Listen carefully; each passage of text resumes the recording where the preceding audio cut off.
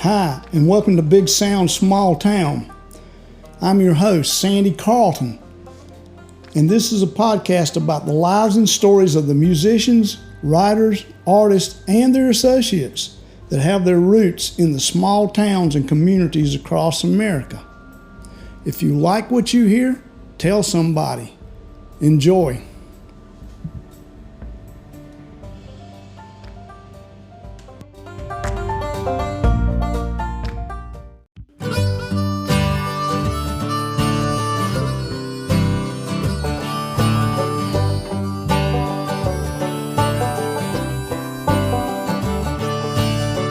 Hey, look what we found, a big sound in a small town, far away from the big city lights, making music every night.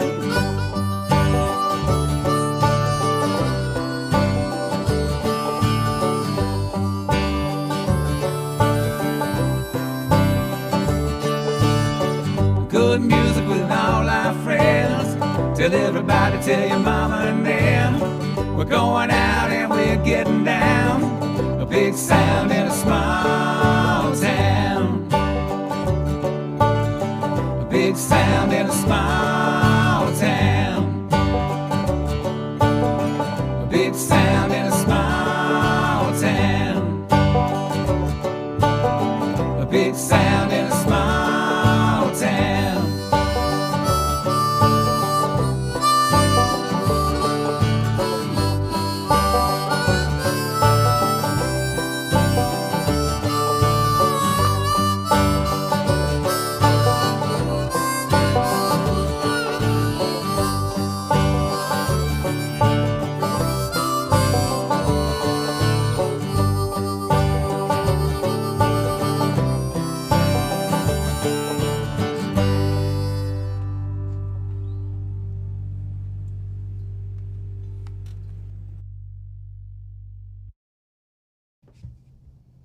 Hi, my name is Hicks Koone. I'm a guitarist. I grew up in Spindale, North Carolina in Rutherford County. Currently live in the Spartanburg, South Carolina area. And pleasure to be here today with you, Sandy. Thank you for the invitation. Well, Hicks, you're welcome, man. I'm glad to have you here. Actually finally get to talk to you in person after seeing you play a good many times. You know, it's one of those things that Pleasure's mine. First thing that drew me to your playing was your tones. Well, thank you. I mean that in the kindest of ways. That's not a reflect. I am not implying at all that you cannot play. You're a fabulous player. Well, thank you. But your tone is it's exceptional, you know. Yes, sir. Thank you for that. That's, to me, that is a huge compliment because I have all my life that I've been playing been more focused on tone because I always felt like my playing was substandard, and if I had the best tone that I could have, that would compensate the difference, you know, kind of offset things. But thank you for the compliment. I really appreciate that. You know, you can find players all day long, players with good tone. It's pretty rare. I don't know if they just spend their time learning to shred or you know, learning to play so much that tone is a second thought. Yeah. But you know, if you anyone that thinks back and listens to probably the music they like best, tone is a big part of the reason they like it. Oh, absolutely. You know, I agree. And tone, the people that have understood it in the world, whether it is players or even producers, you know, they realize the magic of tone. Yeah. You know, Yeah. and it's a craft in its own. Yeah. You know, I mean, you have to pay attention and work. I've kind of have to cultivate that, you know. Yeah. But you know, to me, if you have a good tone in your rig and you have a good playing facility in your hands, the tone and the feel, it creates a feel in the instrument that allows you to play dynamically and with some emotion. Sure. And to me, that's what makes music is dynamics. Dynamics is, and being able to sure, to provide that in a song. That's what moves you. It is. Yeah. So growing up in Spindale, was it hard to get involved in music? I mean, it's not the largest place in the world. No, it's not a large place. It's a small town. Main Street, the buildings are on one side of the railroad track. They are. Yeah, they are. I bet they have a great pizza place. For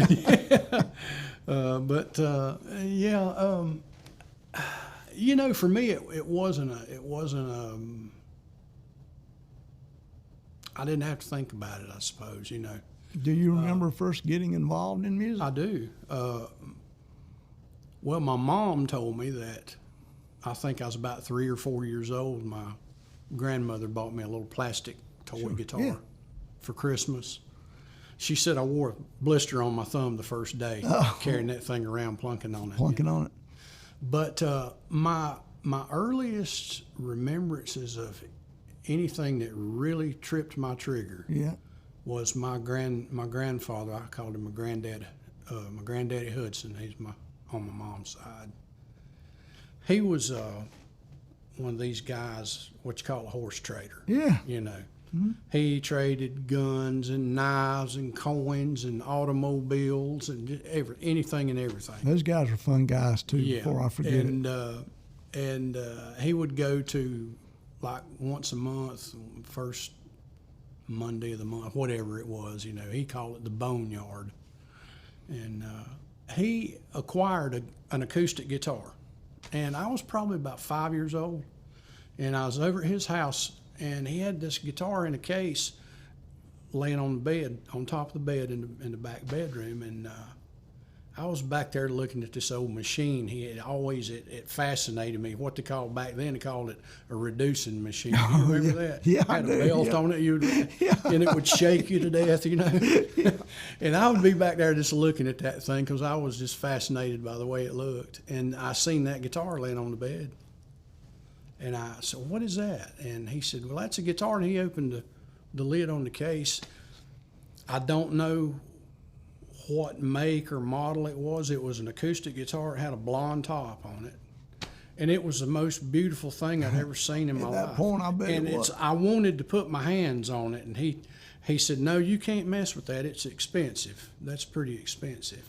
So he closed the lid on it, and we went back out through the house. Well, about 10 minutes later, I found myself back in that room in there, and I had the lid up on that case, and I was my hands on the strings. Right. He heard me, and he come and got me, and took me away. But I have never forgot that. And if I had to guess right now, I'm gonna speculate it was some type of a Gibson or a Martin. Probably. Back then. So I mean, I was like 5 or 6 years old. So that's like in the early '60s. Yeah. Yeah. So that was my first recollection. That's the spark right there. Yeah, and I just loved guitar ever since then. So when I was about 6 or 7, they got me an electric guitar for Christmas and started me into some music lessons. Right. Which is key, I think, too. Yeah. It speeds up the process of trying to figure it out on your own. Yeah, yeah. I mean, I always try to encourage people, get your children lessons. They'll know when the lessons aren't working anymore. Get them a foundation. Yeah, yeah. So I believe that too. Absolutely, good foundation. Yeah, and then you get that foundation, you can take it where you want to go. I mean, it comes down to. My take is playing a musical instrument's a craft more than it is you can learn to do it. It's just you have to put the time in.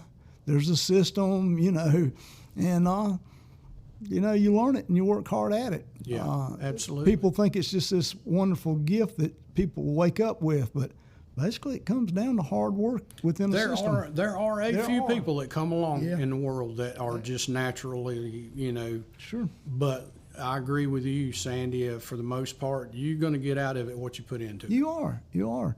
And I tell people that a lot of times you don't have to play out professionally to learn to play enough for your own personal enjoyment. Mm-hmm. Because some people don't like to, but the deal is you can learn to play it at whatever level you want to for the most part. Yeah. Yeah. I mean, will it turn you into pick any great musician on any instrument? Probably not, because they're gifted with something that most people aren't. But you can achieve a pretty high level if you're willing to work. Yeah. And you like it. Yeah. Because liking or loving it's 90% of it. I tell you something I've come to realize over the last few years, and it used to hold me back in my early days. I never felt like I was good enough. Yeah. Yet. Yeah. And I put it off. I put off trying to kind of go for it, Right. for being really in the music scene, and so I just concentrate on working my job and everything.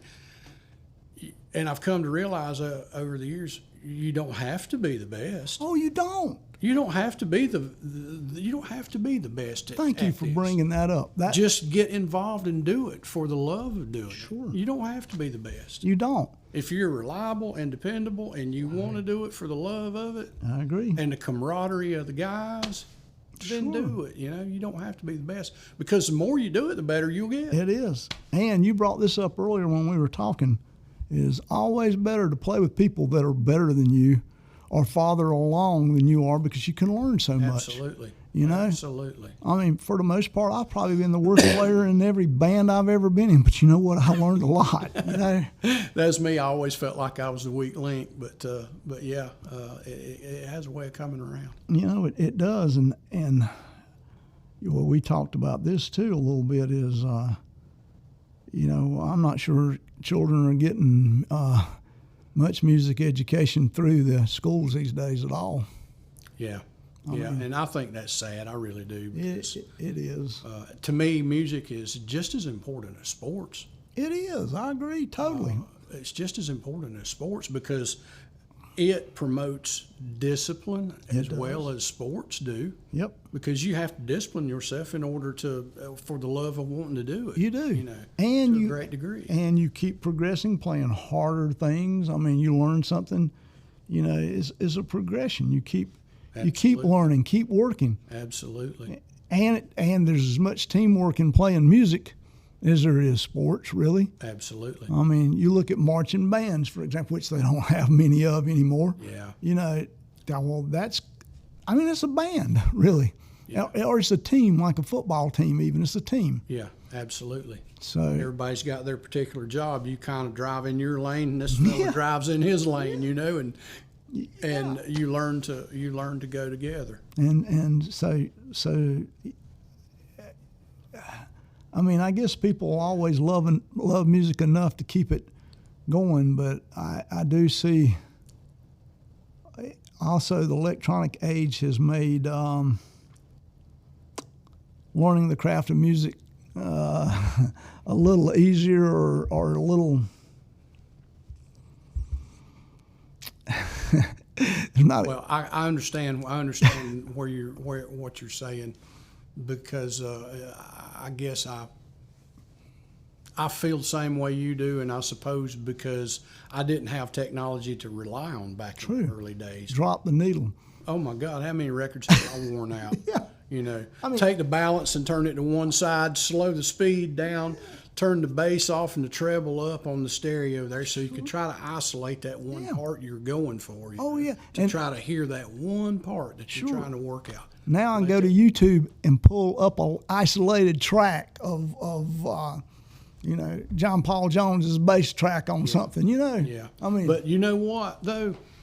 There's a lot on YouTube, instructional stuff that's not correct. Oh, that's true. And I think had I not had the background in what we were just talking about, I wouldn't be able to spot the difference. I wouldn't be able to say. It trains your ear. I mean, that's what it does. It really trains your ear.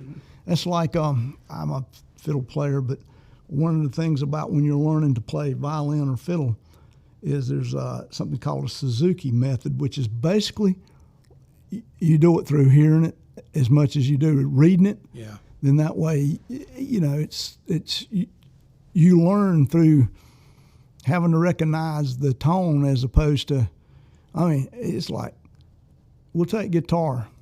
You know, you can play something in so many different places, the same run, Yeah. in so many different places. So you got a record here and you're trying to figure out, well, I figured out what he did it, but is this where he did it? Or is this where they did it, you know, or did they do it higher up the neck or lower? The tone on that note don't sound just Exactly. right. Maybe it's up here on Yeah. the lower strings, or maybe it's on the high string. Yeah. Yeah. And if you pull up a YouTube video and can see that, you learn it. I mean, you do learn it, but you didn't discover it so much as you know, you just someone showed you how to do it. Yeah, that's true. Which I mean, I guess it works well both ways. It's good to have that ear training. It is. It's ear very training. beneficial. It is. I mean, it really is. A lot of people miss that these days. But so okay, we'll get back on course to. So you got an electric guitar and you started taking some lessons. Yes, sir. I started taking. They got me hooked up with this man up in Rutherford at a little store called Carpenter's Music. It was off a little side street there, and my guitar teacher's name was Mr. Lee Redner. He lived up in Green Hill, which is a community of Rutherford up there. And he was a jazz player. Oh, and, that's great, though. He could play jazz fluently, but I took guitar with him for, I think, about 2 years. That's good. And during that time, I started into my first band. Oh, really? Yeah, this was like in probably 1965. First band called the Blue Souls. Oh, okay. I was a rhythm guitar player. And what did y'all play? Whatever rock stuff, Right, pop was stuff current. was on the radio at that time. I remember like a song called "Gloria" by Them. Oh yeah. Them was actually Van Morrison Yes, it was in was. that band, in that group then. Gloria and, Purple Haze. Jimi Hendrix had just busted in the scene. And so Purple Haze and, I don't remember. Do you even remember who you played with at that time? Yeah. I had Philip Kirby on keyboard. Larry Thompson played guitar. He done vocal, and Philip Kirby played keyboard and vocal, and then Larry Thompson played rhythm and lead guitar and vocal. And they had me on just rhythm, and Danny Flynn played drums, and played in that little thing for, I don't know, 2-3 years there. That's pretty good then. We would do little sock hops and Yeah. little things for, on the weekends for school. Yeah. Yeah. I can remember the girls coming up to me through the week at school. When are y'all playing again? I mean, that's a part of it, you know. I mean, that is one of the reasons people goodness. play music too, you know. And, or it's one of the benefits, or Yeah. there's a degree of popularity that comes with being a musician. And I was Facebook chatting with a friend of mine that I went to school with from first grade all the way through school, from local there. His name's Spencer McCraw, and he's a drummer now. And he reminded me of a time in, I think, 5th grade or 6th grade that I brought my guitar to school and played a couple of songs in the classroom. Oh, really? Because it was kind of known that I played in a band. Yeah. And he told me, he said, I can even remember what you played. He said, I had played one of those Jimi Hendrix tunes. And he said, he told me, he said, man, I thought that was just the coolest thing. And that, for him to remember something I didn't even remember that till he brought it up. But that's kind of funny. That is one of the things about music. You do stuff that people remember. It has an impact on people. And Spencer went on to become a drummer. Oh. So he plays music. He lives in Myrtle Beach now, and he plays locally around there all the time. And Yeah, that's good. you know, so yeah, it's cool stuff. It is cool stuff, and it's good that you remember your first bands. You know, Yeah, call it the Blue Souls. that's cool. I mean, And our parents, Philip Kirby's mom was a seamstress and a beautician and stuff, and her and my mom went to the local fabric stores and picked out some material, and they made us these shirts with the little, what they call the Nehru collar back then, you know, and it was kind of like a blue silk looking material. We'd wear those shirts, you know, because bands back in that time, they all had these little matching they did stuff, you know. Yeah, they did. So our shirts were blue and fancy looking, and we were called the Blue Soul. That's actually pretty cool, though. I mean, you know, it's the whole stage presence thing, you know. It was fun. It was fun times. And then I got after doing that a couple of years, I became very disillusioned, I guess, for lack of a better word, with myself. Because I didn't have the ability then, and you know, when I was only like 8 and 10 years old at that time, but I didn't have the ability to sit down and learn these songs on my own. I'd have to come in, and they would show me my rhythm parts, and they would show it to me, and I could take and play it. Right. But I didn't have the ability to sit down and work it out on my own, and so I got frustrated with myself, and I just quit. Yeah. I put it down, and I quit for several years. 8 or 9 years. What brought you back? What brought me back was one of the same guys that I played in that first band with, Philip Kirby. He was in a band called Click. Oh my God, this was a good rock and roll band. By this time, I was already 19. Had a guitar player named Billy Beheeler from up in Forest City area, and he was the stuff. He was real good. And then Philip was their singer. Eddie Bailey played bass, and Jackie Potter was on drums. Yeah, Jackie. Yeah, Jackie's a fantastic drummer. And you know, we were all young, and but they had a good. And I would go down to where they rehearsed at, and sit and listen to them. And I would sit there and watch Billy play that guitar. He was really the first person that I actually knew personally that could play like a professional player, you know. Yeah. And he had the Stratocaster and the Marshall half stack. He had the sound, and he could play that thing. Yeah. And I was just totally enamored, and so that put the inspiration back into me to start. And when I started back, it was like starting all over from scratch. Yeah, I'm sure it was. I had forgotten everything that I had learned as a youngster. Yeah. And I lost out on several years there, but from that point on, I've been going ever since. That's great. Yeah. I mean, that's really good. Yeah, ever since. So at some point, did you decide to get back in a band? Somebody asked you to get back in a band? Yeah, after several years, I worked jobs and local jobs and stuff like that, and I was early on from that point on there, I was relearning again, you know. So I kind of had to reteach myself and everything. And I come from scratch back up on my own, and I'd go to concerts, or I'd go where people were playing and whatnot, just to kind of visualize and watch them and learn and retain what I could, and just keep playing every day to increase my playing facility. And during that time, I played primarily just acoustic guitar, because I could throw that in the back of the car. Right.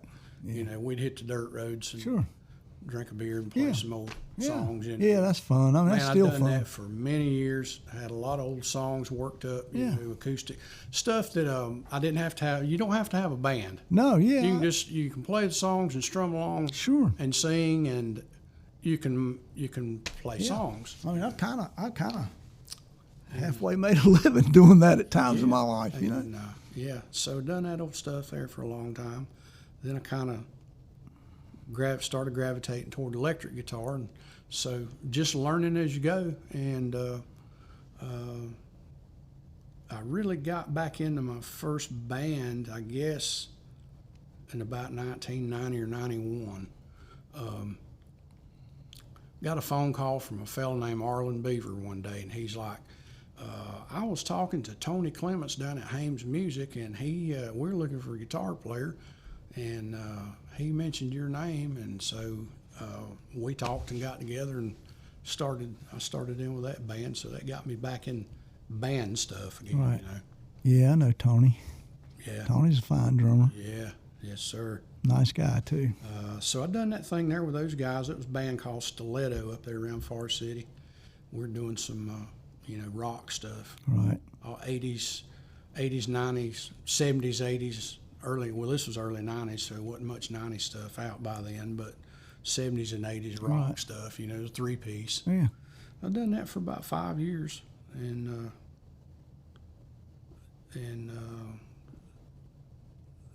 probably in a couple years into that, I moved to South Carolina, and that's where my work was. Right. I moved down there to be closer to work. I started learning other musicians and stuff. Yeah, that Spartanburg area loaded with good musicians. Yeah, and then I kind of got into doing sound for about 3 years. I wanted to learn. Yeah. So I just kind of when the band thing kind of fizzled out, Right. I took a couple of years, maybe 3 years, and I just done sound. Yeah. Well, So I could learn how to set everything up, how everything works. So On a mixing board, how gain structure works, Right. and how it affects EQ, and how to use effects and reverbs and delays and Right. whatnot. that's the start of your tone quest right there, wasn't it? Probably so. I mean, you learning to shape sounds, I guess. Yeah, I guess so. And thinking about it that way, because everything. If I was mixing for a band, like my brother played drums for Snake Handlers. Yeah. Their very first iteration of Snake Handlers. Right. So I was their sound man for a couple of years. Yeah. And so when a band would play, if it was tunes that I was familiar with, I try to mix it to where it sounds like what you hear when you're listening to the radio or when you're listening Right. to a CD or whatever. Right. Try to make it sound, the tones and stuff sound like what you're accustomed to hearing, to make it sound properly. That carried over to guitar. Right. I try to dial in my guitar tones To match what? Yeah. Yeah, to match what you hear on records. Yeah. Well, I mean, it's the tone you want, really. Yeah. Rather than and I think that's something that's missed sometimes. Instead of learning the notes again, you're dialing yours in to have that sound. Yeah. Which is. And I didn't really think about it till you just. I mean, I think that's just what pointed that out. Yeah. I mean, I think that dawned on me right there. The beginning of that quest. Yeah. Yeah. It's shaping the tone. So, plus, I have this thing. So I guess you are. I have this thing that I believe sound men get into heaven for free. For all the abuse they take over the years. Man, I'll tell you, they're the first ones there and the last ones to leave. They are. They don't get enough credit. And if something goes wrong, it doesn't matter who's going to get the blame. It's the sound man's fault. Yeah. And okay, so it started out with perfect sound. We sounded really good. You can hear everything. But I'm moving I've been playing a little bit. And I'm not loud enough, so I'm going up. On my guitar. And now we can't hear anything, but it's the sound man's fault, not mine, Yeah. So I have this thing. I have a theory that sound men and people who are spouses of musicians all get in heaven for free. Oh, my Don't matter what you do. It's rough on a spouse. Oh, it's terrible. It's a hard life. I think It's terrible. Yeah. Takes special people. And everybody wants to be with a musician until they have to be with one, And it's like, I don't know if I bargained for all of this or not. Yeah, yeah. Did I sign up for this? Yeah, I didn't realize all this came with it. I thought we'd just go out and you'd play a couple shows here and there. Yeah, I know. So so you are halfway in heaven anyway, because you did spend time as a sound man. But I think too that's kind of a double whammy too, because that inherently carried over when I go to the stage now to play, I'm more conscious about my levels Right. and my, what I've got going on. I'm sure for it me. does for you. Yeah, I'm sure. And I'm real sticky about it. I get things set. Once I get a few songs in, I'm kind of leveled in on Right. the rig. I'll leave it. Yeah, that's what you're supposed. Technically, I work with it the rest of the night, and I'm not back there fiddling my amp, and technically that is how it's supposed to work. Yeah. I mean, usually it don't, but that's how A it's lot of supposed times to. it don't, but yeah, it helped me on that part too. So Also, you play with people too, and I played with a ton of them who things are fine, but then they start consuming some alcohol, and next thing you know, it's I'm on 11. It's like, yeah. So I mean, people don't see that part of it. They just see you up there playing, and oh man, your sound sucks. Well, there might be a reason for that. I mean, it might be one individual that's the problem with that. It's people miss so much of the music business. So it doesn't sound for a little bit, and then I kind of put a little 3-piece rock thing together again, and it was me and Arlen Beaver again. We pulled in a drummer named Jamie Walker. We call that Mad Hatter Band. Yeah, I remember. For 2 or 3 years. Yeah, I remember that band. And that was fun. And then I got hooked up with some guys out of Spartanburg called the 99 Cent Band. And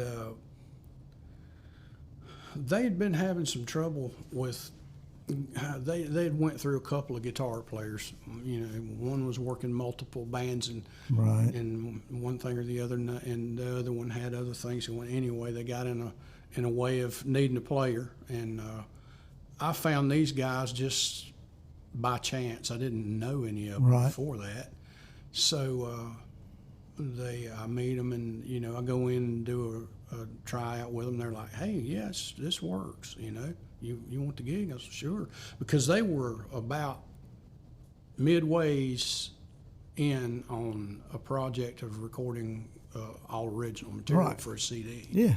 So I got to help them finish out, probably about 3 or 4 songs Right. on that. We went to Asheville, up in Asheville area. I think it was called Whitewater Yeah. Studios Yeah. at that time, because it's been a few years back now. And we went up there and done that, and finished that project up, and then we played. We stayed local. We would come up here to Shelby some, Right. But we stayed kind of local to Spartanburg, Greenville, I mean, you can work a lot in that area. I mean, there's a lot of places to work because there. we all had day jobs and stuff, Right. and we were just weekend warriors, But we had a pretty good little band. It was working out good, and our singer was just wonderful. His name was Tim Everett. Bless his heart. He's passed on now. We become like brothers. That's Great good. friendship.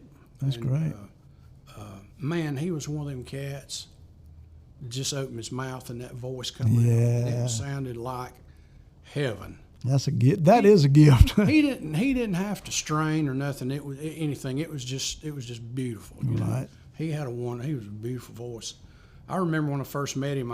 We got through rehearsal, and I said, "Man, that comes out of you." Yeah, I know. I mean, there's people like that. But that was a good band. That was really fun. We had a lot of fun with that group. Good group of guys, and that thing kind of run its course. Yeah. After about 5 or 6 years. Sure, it's a band. And then I got hooked up with a local group called Bandana. Yep. You remember them? I do. I know several of the people that And were in there. Eddie, Eddie Cook. Eddie Yeah. had been playing with them. Well, Eddie was having some health problems. Right. He was getting to where he couldn't do it Right. anymore. And so they were needing to fill the void. Right. And they'd tried a couple of other people, They invited me to come and play a gig with them. And I said, okay. And I was nervous because I'm thinking, well, I've heard them so many times over the years. There's no telling what they're going to pull out True. material-wise, Yeah. because they've been together so long and know a gazillion songs. Sure they do. Or So anyway, did. I said, heck, I'll go for it. Yeah. And so I went over here. I think I played a gig with them. It was over here in Shelby, a little place. I think it's called Louis. Oh yeah, out in yeah, the other yeah, town. yeah. Went over there and done a gig with them, and it was fun. At the end of the night, Keith Allen, the singer, and Chris, his brother, they come to me and he said, "You want the gig?" The first night. Yeah. I was like, "Really?" He said, "Yeah. You fit us. That's a good band. That was You a good fit band. us. They said, your sound, your tone, you just your personality, everything. You fit us. You know, would you want?" Yeah. I said, "Heck yeah, man. Yeah. Yeah. Because I've loved you guys' band for That's a while." been one of the better bands that come out of this town. So I stayed with them for about 5 or 6 years, and till the end it just kind of fizzled out. Yeah. Finally, As they had band. that thing for probably 25 years. Yeah. Oh yeah.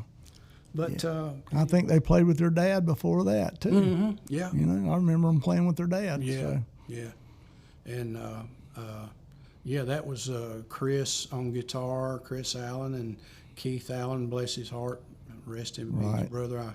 I love them boys like brothers. And they had a brother, Sean, that played bass. Yeah. Well, Sean, while I was in there, I'd been in there about a year maybe, and Sean decided he was going to take a break. Right. And we got Art to come in. Yeah, I'm sorry. Play bass with us. And Stevie Humphrey's on drums. Yeah, I know Stevie. That was a good band. Yeah. It was fun. So we done that for a while, and then Keith and Art and myself, we started into another little group called Cowboy Cadillac, and I had Randy Fish on other guitar and Richard Byrd playing drums. Yeah. And we just done a variety of stuff, a little bit of country, a little southern rock, a little just whatever, you know. And we've done that run for about a year. It didn't last long. Everybody had some differences in opinions. Yeah. And I could see it with that group a bit. And but during that time, I had some old buddies down in Spartanburg that we would get together on Wednesday nights, just kind of Sure. get together, you know. Yeah. And so that was Ted Dillard and Kerry Corbin and Robin Smith down there in Spartanburg, and so us four would get together. And so it started out as just a little get-together thing, just playing some old blues stuff and just hanging out in the shack, you know. Yeah. And so I'm still involved in that thing today. Oh, that's great. So it's evolved to a band, and we still play some shows and stuff. It's called the Dire Wolves, and we have a Facebook page Oh, that's on cool. Dire Wolves.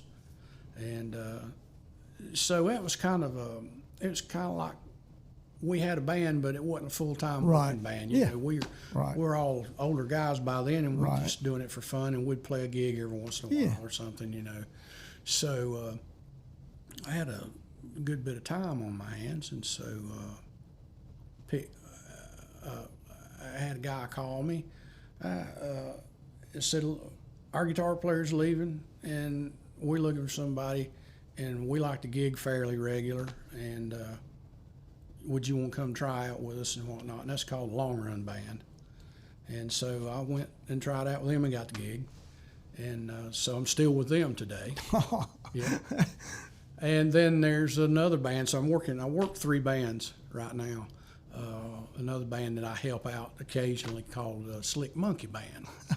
And we got a female singer, Vonna Lauder, and then Glenn Dupree's our drummer, and Jeff Downs is on bass.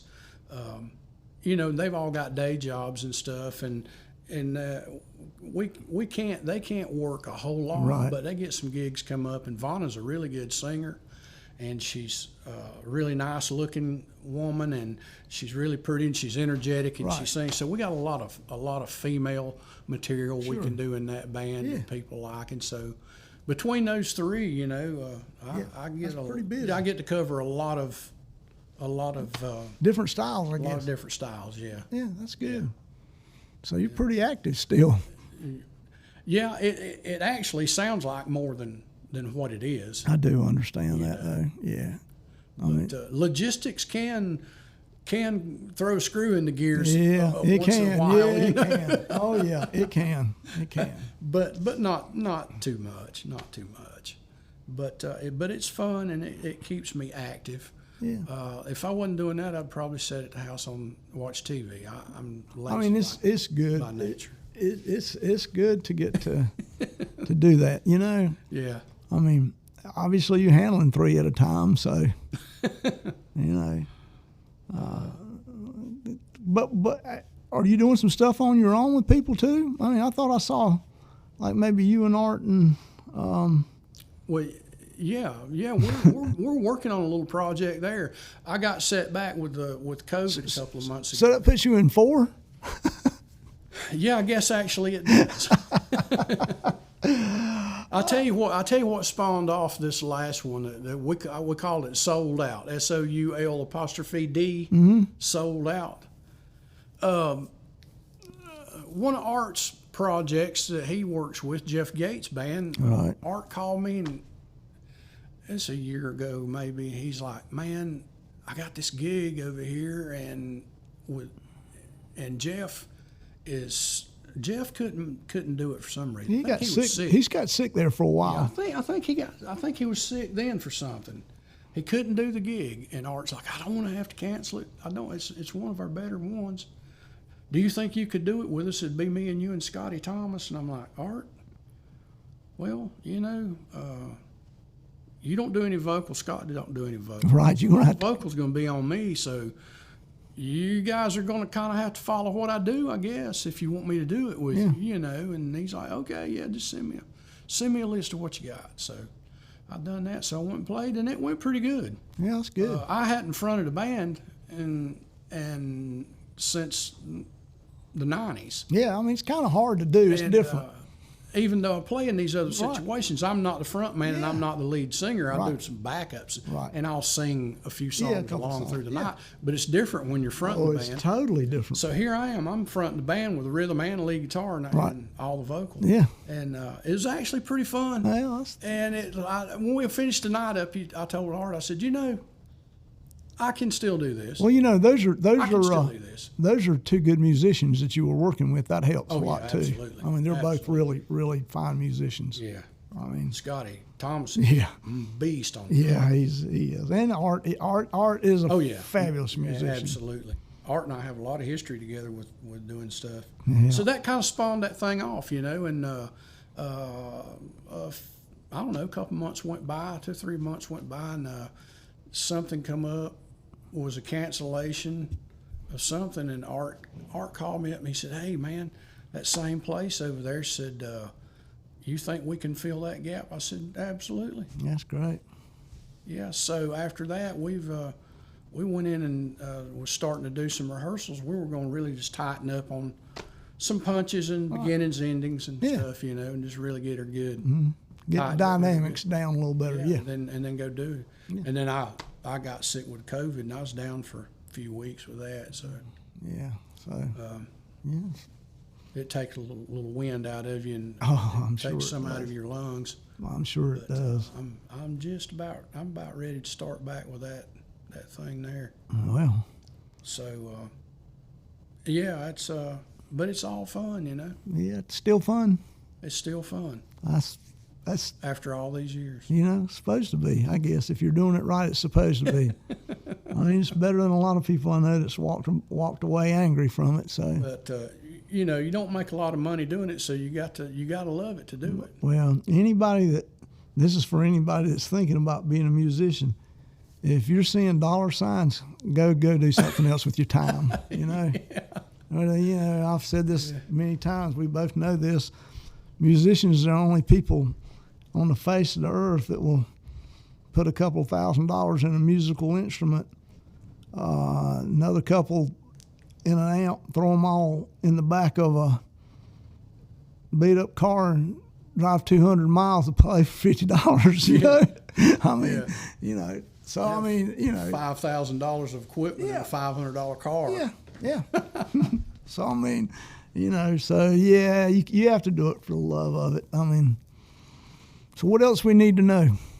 Man, that's got me current, you know, up to I guess from 5 years old up to now. Well, that's pretty good. I mean, well, I appreciate you taking the time to come up here to do this. Well, thank you. I appreciate the invite and getting to sit here and talk with you. Was it as bad as you thought it would be? It's all good. That's good. Thank you. Yes, sir.